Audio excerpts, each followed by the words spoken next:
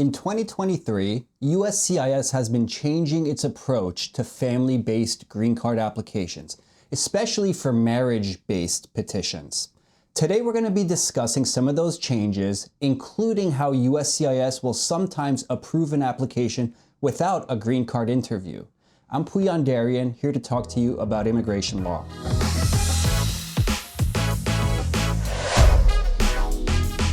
In the last 6 months, we've seen some changes in the way that USCIS is processing applications for adjustment of status when it's through a good faith marriage to a US citizen spouse. Before that, you could submit an application with very little evidence of your good faith marriage and just bring all of the evidence with you when you eventually attend your green card interview. But a lot of things have changed. So today I'm going to discuss the 3 different possibilities that could take place when you apply for adjustment of status. The first thing that could happen if you submit no evidence at all is you could receive a notice of intent to deny your application. That's a pretty scary situation because USCIS will typically send you a letter saying you have 30 days to submit as much evidence as possible. And if you don't submit it, we're going to deny your application. In fact, a notice of intent to deny takes the standard position that your application is about to be denied unless you take drastic action to overcome the USCIS presumption.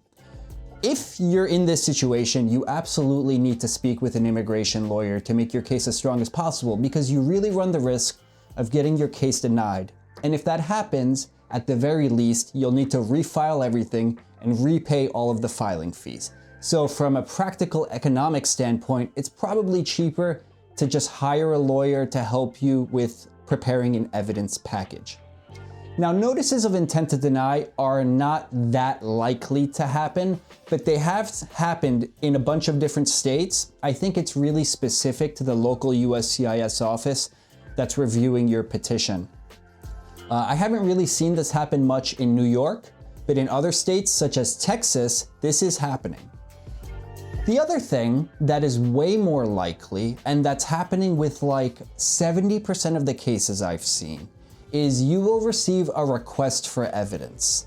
The request for evidence will say, give us more evidence of your good faith marriage. If you don't, we can make a decision based on what you've submitted. The reason you want to reply to the request for evidence with as much evidence as possible is because if you are able to satisfy the officer, there is a chance that you will not have a green card interview. The main difference between a notice of intent to deny and a request for evidence is that the notice of intent to deny is saying that USCIS is prepared to immediately deny everything. And typically, the notice of intent to deny only gives you 30 days to respond, and typically the request for evidence gives you 87 days to respond with additional evidence.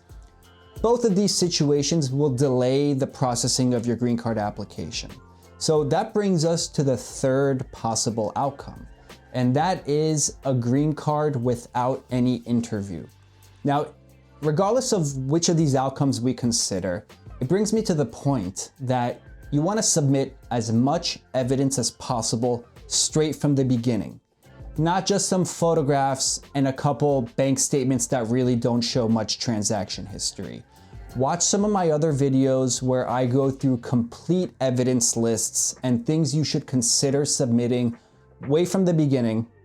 And if you don't have all that evidence all the way in the beginning, you immediately want to begin saving it so that if you receive a notice of intent to deny or a request for evidence, you have all of this evidence ready to go and you just need to organize it and submit it to USCIS.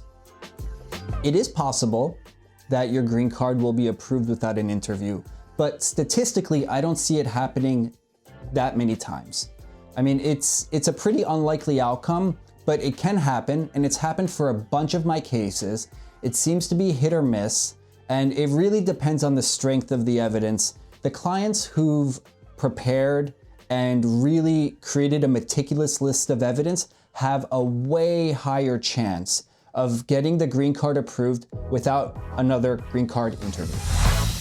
The most important thing to be doing right now is to submit a green card application with as much evidence as possible from the beginning. Don't wait until you receive a request for evidence or notice of intent to deny, and don't wait for your green card interview. The best case scenario is, if you're very lucky, you might not even have a green card interview. The worst case scenario is there will be another request for evidence down the road where you'll have to submit updated evidence. I'm gonna link to one of my evidence preparation list videos at the end of this video. I have a few of them. I'm just gonna link to one of them. Be sure to check out the other videos in my channel if you're more interested in preparing the most comprehensive list possible. If you're in this situation, or you've received a notice of intent to deny, or a request for evidence, or you haven't even filed a green card application yet, and you're getting everything together, feel free to schedule a consultation with me. I'm happy to go through your entire case from start to finish so that we can prepare the strongest case possible. If you're new to my channel, be sure to like this video and subscribe. I'll put out another video every week, and I'll see you guys next week.